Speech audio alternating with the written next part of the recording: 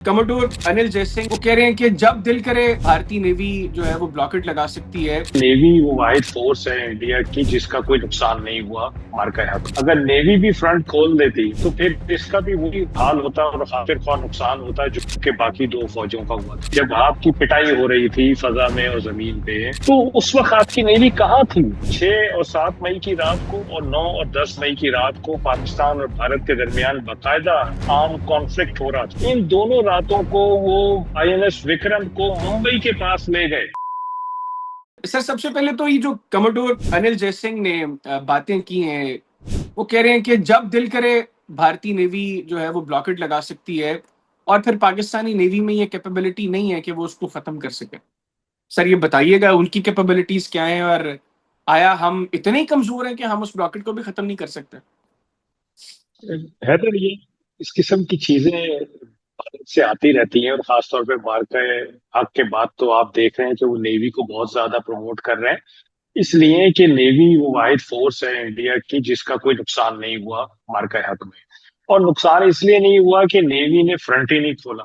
अगर नेवी भी फ्रंट खोल देती तो फिर इसका भी वही हाल होता और खातिर ख्वाह नुकसान होता जो कि बाकी दो फौजों का हुआ था। अब देखिए, मैं हिस्ट्री में तो जाना नहीं चाहता। वो हिस्ट्री तो सारी किताबों में भी मौजूद है, डॉक्यूमेंटेड है कि पाकिस्तान ने कब क्या किया, इंडिया ने क्या किया, ये तो सबको पता है।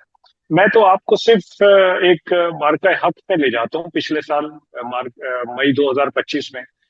मैं इस बात पे भी नहीं जानना चाहता कि उनके पास टेक्नोलॉजी क्या है, हमारे पास क्या टेक्नोलॉजी है, नंबर्स कितने हैं, ये सब चीजें छोड़ दें। मार्का हक में 2025 में आप देख लें कि इंडिया की बहुत ज्यादा हजीमत हुई है फजा में और जमीन पे।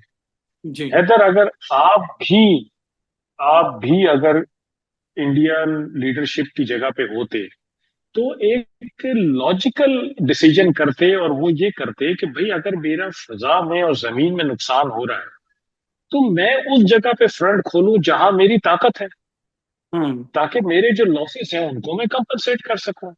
और जो मेरा दुश्मन है पाकिस्तान, मैं उसका ध्यान सी की तरफ लेके जाऊं ताकि वो मुझे फजा में और जमीन पे रिलीफ दे। तो ये तो एक लॉजिकल लॉजिकल कंक्लूजन है ना, लॉजिकल डिसीजन है। दुनिया का कोई भी कमांडर ये डिसीजन करता। और बिल्कुल ये ऐसे ही। जंग इसी तरह लड़ी जाती है ना, आप मुख्तलिफ थिएटर्स में जब जंग लड़ते हैं तो आप बेसिकली मेजर करते हैं कि कहाँ पे आपकी स्ट्रेंथ है, कहाँ पे एनिमी के वीकनेस है, और फिर आप उसकी वीकनेस को वहां पे अटैक करते हो। तो अगर ये बात जो ये कमोडोर साहब कह रहे हैं ये बिल्कुल सही है, तो मेरा इनसे सवाल है आपके प्रोग्राम के तवज्जुह से कि जब आपकी पिटाई हो रही थी फजा में और जमीन पे, तो उस वक्त आपकी नेवी कहाँ थी? क्या हम्म। ये मई 2025 के बाद कैपेबिलिटी सारी डेवलप हुई है जिस पे आप इतना शोर मचा रहे हैं कि आप वहां पे दिवाली का भी फंक्शन जाके करते हैं और प्राइम मिनिस्टर भी विजिट करते हैं विक्रांत को? तो ये विक्रांत कहाँ था उस वक्त 10 मई पे? 9 मई को एक आर्टिकल लिखवाया गया टेलीग्राफ में एक इंडियन राइटर से, और उसमें ये बताया गया कि विक्रांत इस वक्त कराची के बहुत करीब है और उसके साथ जो जहाज है उनके ऊपर ब्रह्मोस मिसाइल लगा हुआ है और कराची को ये तबाह करने वाले हैं। और इंडियन मीडिया और अपनी नेवी को और की बंदरगाह पे भी कब्जा करवा लिया गया था। बिल्कुल ये ऐसे ही। इंडियन मीडिया लीडरशिप दोनों कर रहे थे। तो कहा था उस वक्त विक्रम? सात हम्म। सौ किलोमीटर दूर था उस वक्त कराची से, 700 किलोमीटर दूर। और जो वेपन जिसकी वो बात कर रहे थे ब्रह्मोस, 450 किलोमीटर का था। तो 700 किलोमीटर से अगर उसको फायर करते तो पानी में गिरता, आगे आना पड़ता। आने के लिए फिर जाहिर बात है कि पाकिस्तान नेवी और पाकिस्तान एयरफोर्स से टाकरा होना था, जो बिल्कुल तैयार खड़े हुए थे। तो कमोडोर साहब की थोड़ी सी अंडरस्टैंडिंग मैं बेहतर कर दूं कि जब आप किसी दो ममालिक के दरमियान कोई कॉन्फ्लिक्ट शुरू होने लगता है तो फिर उनकी नेवी हार्बर्स में नहीं होती हैं। हम्म। ये इंडियन नेवी की तरह नहीं होती है कि वो हार्बर में बैठी रहे और फिर उसके बाद आराम से निकले, जैसे मार्का हक में ये लोग आराम से निकले थे। इनकी तो एक एक मूवमेंट का हमें पता था, क्योंकि हम तो सी में मौजूद थे। तो पाकिस्तान नेवी तो ऑलरेडी सी में मौजूद होती है। आप कैसे आगे आके ब्लॉकेट लगाएंगे? कहाँ आएंगे? 700 किलोमीटर से आगे आने की आपकी हिम्मत नहीं थी। तो आइंदा कैसे हिम्मत होगी? और आप जो ये बात कर रहे हैं कि हम कराची को तबाह कर सकते हैं, हम ब्लॉकेट कर सकते हैं, उनकी नेवी को नहीं हम आगे बढ़ने देंगे। देखिए, ये मेरा अपना तज्जिया है और इस पे इंडियंस को जवाब देना चाहिए कि 10 मई को जब उन्होंने ये कैलकुलेशन की होगी कि हम पाकिस्तान के खिलाफ सी का महाज खोलें और कराची को तबाह करें और पोर्ट कासिम को तबाह करें, या कराची की कोस्ट को तबाह करें, या पाकिस्तान की शिपिंग पे अटैक करें, तो पाकिस्तान का नुकसान तो होगा, इसमें कोई दो राय नहीं है। लेकिन जब पाकिस्तान नेवी पे रिस्पॉन्ड करेगी तो हमारा कितना नुकसान होगा? तो वो हम्म 5 गुना ज्यादा नुकसान होना था, 5 गुना ज्यादा, क्योंकि कराची पोर्ट कॉम्प्लेक्स के बिल्कुल पास ही कांडला पोर्ट कॉम्प्लेक्स है, जो कि कराची पोर्ट कॉम्प्लेक्स से 5 गुना बड़ा है और हमारे मिसाइल्स की रेंज में है। हमें तो शायद सी में बाहर भी ना जाना पड़े, हम हार्बर के अंदर से ही फायर करें तो वहां जाके कांडला पे अटैक हो सकता है, बड़ा कामयाब किस्म का। तो ये कैलकुलेशन इंडियंस ने जरूर की होगी। और कमोडोर साहब, हो सकता है कि उनको ये अंडरस्टैंडिंग ना हो कि जंग में जब आप कोई कैंपेन शुरू करते हैं तो किस किस्म का एक मैट्रिक्स कैलकुलेट करते हैं, लेकिन इनकी जो सीनियर लीडरशिप थी वो जरूर उसने ये सोचा होगा कि हम ये काम पाकिस्तान के खिलाफ तो कर दें, लेकिन पाकिस्तान जब रिस्पॉन्ड करेगा तो हमारी शिपिंग भी 5 गुना ज्यादा तबाह होगी, हमारी पोर्ट इंस्टॉलेशन भी 5 गुना ज्यादा तबाह होंगी और हमारी नेवी का भी ज्यादा नुकसान होगा। तो बिल्कुल इसलिए सही। उन्होंने ये नहीं किया और आइंदा भी नहीं करेंगे, क्योंकि वो जो डिफरेंशियल है पाकिस्तान नेवी और इंडियन नेवी के दरमियान, उसमें कोई फर्क नहीं आया है अभी तक और ना पाकिस्तान नेवी आने देगी। बिल्कुल ठीक। अच्छा सर, वैसे बात ये होती है, लोग कहते हैं कि ये भारत की नेवी साइज वाइज पाकिस्तान से कई गुना बड़ी है। इसमें भी कोई शक नहीं है कि हमारी जो कोस्टल लाइन है वो भारत से 10-11 गुना कम है। भारत को एक लंबी कोस्ट लाइन जो है उसको प्रोटेक्ट करना है। लेकिन अगर जो सिनेरियो उन्होंने खींचने की कोशिश की है कमोडोर अनिल जयसिंह ने, अगर इस तरह की सिचुएशन होती है, भारत प्लान करता है कि वो कराची पोर्ट पर अटैक करे, ब्लॉक करे यहाँ से पाकिस्तानी नेवी को, तो आपके ख्याल में क्या अगले आधे पौने घंटे के बाद फिर क्या हो रहा होगा समंदर में? मेरे तो ख्याल है उनके ब्लॉक करने से आधे पौने घंटे पहले कुछ हो रहा होगा, बाद में नहीं हो रहा अच्छा। होगा। क्योंकि मैंने बताया ना कि देखिए, पाकिस्तान नेवी कोई वो नेवी नहीं है जो कि अंदर बैठी रहे हार्बर में। एक सिचुएशन डेवलप हो रही है दो मुल्कों के बीच में, और वो भी वो जिसका हमें पता है भारत का कि जी उसने कोई ना कोई जारहाना इकदाम करना है किसी न किसी फॉल्स फ्लैग ऑपरेशन पे, किसी झूठे मुकदमे पे। तो Pakistan navy, Pakistan army, Pakistan air force, ये तो बैटल पोजीशंस पे चली जाती हैं। इनको तो पता है कि हमारे साथ आगे क्या होना है और हमने क्या करना है। तो ये जो बात कर रहे हैं, मैं यही तो समझाने की कोशिश कर रहा हूँ कि कमोडोर अनिल साहब शायद ये सोच रहे हैं कि भारतीय नेवी निकलेगी अपने हार्बर से, ऑल द वे कराची के पास आ जाएगी और पाकिस्तान नेवी सो रही होगी हार्बर के अंदर बैठी हुई, और उसको उस वक्त पता चलेगा कि भारतीय नेवी तो बाहर आ गई हो, अब तो हम बाहर नहीं जा सकते। तो ऐसा नहीं होता है। पाकिस्तान नेवी के उससे शायद आधे पौने घंटे पहले ही कुछ शायद कर देगी, जिसकी वजह से मैं आपको बता रहा हूँ कि मई 2025 में इनकी एक एक मूवमेंट का हमें पता था। मैं आपको एक और उसमें हिंट दे देता हूँ कि जब 6 और 7 मई की रात को और 9 और 10 मई की रात को पाकिस्तान और भारत के दरमियान बाकायदा आर्म कॉन्फ्लिक्ट हो रहा था, इन दोनों रातों को वो आईएनएस विक्रम को मुंबई के पास ले गए, सी में से मुंबई के पास ले गए, ताकि उसको जो लैंड से प्रोटेक्शन है, एयर कवर है, वो दिलवाया जा सके, क्योंकि सी का प्रोटेक्शन इतना मतलब कंप्लीट नहीं था, इतना अच्छा प्रोटेक्शन नहीं था कि उसमें वो सेफ महफूज करता है विक्रांत। तो उसको छुपाने के लिए ले गए मुंबई के पास, फिर उसको दोबारा सी में ले आए, फिर उसको मुंबई के पास ले गए। तो भाई, अगर इतनी तगड़ी नेवी थी तो आगे बढ़ते आते, अपने घर क्यों जा रहे थे, हमारी तरफ आते। तो ये हमें तो यही एक एक चीज मूवमेंट का पता था उनकी। मुझे ये बताइएगा, क्या जब आप इस तरह की स्टेटमेंट सुनते हैं, मतलब कमोडोर साहब भी एक अच्छी रैंक पे रिटायर हुए हैं, कोई थोड़ी सर्विस नहीं थी उनकी इंडियन नेवी के लिए, लेकिन उनको अपनी तारीख भूल गई है, या वो भारतीयों को मजीद बेवकूफ बनाने की हर वक्त कोशिश में रहते हैं?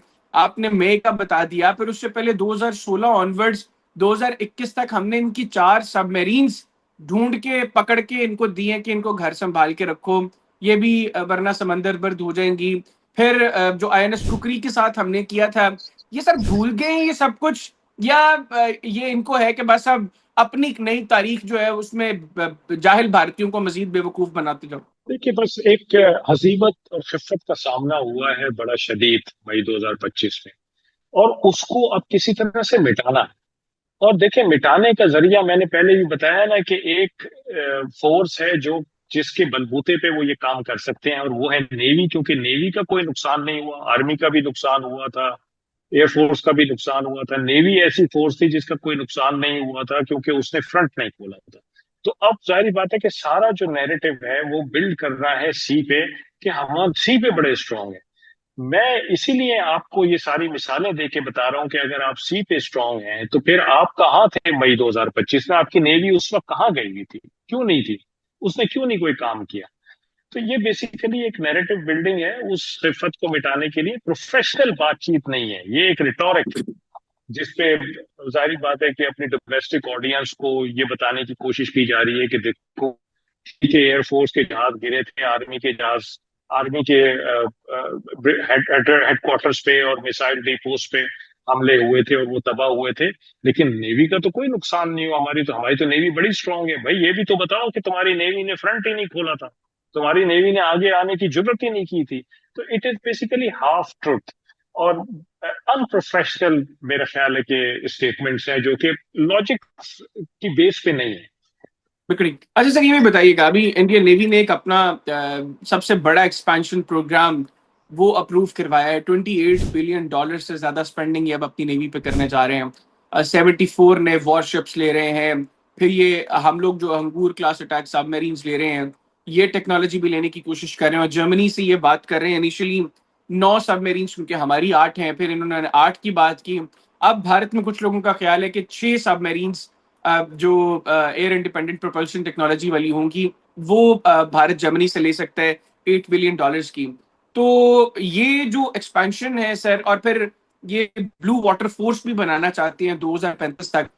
ये आपको लगता है कि 2035 तक भारत की सब कुछ कर लेगा? और ये जो सारी अप्रोच है, ये सिर्फ पाकिस्तान सेंट्रिक है? देखिए, एक तो हिस्ट्री उठा के देख लें कि भारत बहुत दिनों से, बहुत सालों से, कई दिहाइयों से अपनी नेवी में इन्वेस्टमेंट कर रहा है, और उनके सारे ही प्रोजेक्ट डिलेड हैं। तो हम्म। जो भी वो प्रोजेक्ट आगे भी प्लान कर रहे हैं, उनमें मेरे उनकी भी किस्मत उसी तरह की होगी जितने जैसे पुराने प्रोजेक्ट के थे। ये मैं वैसे बात नहीं कर रहा, आप सारे उठा के देख लें।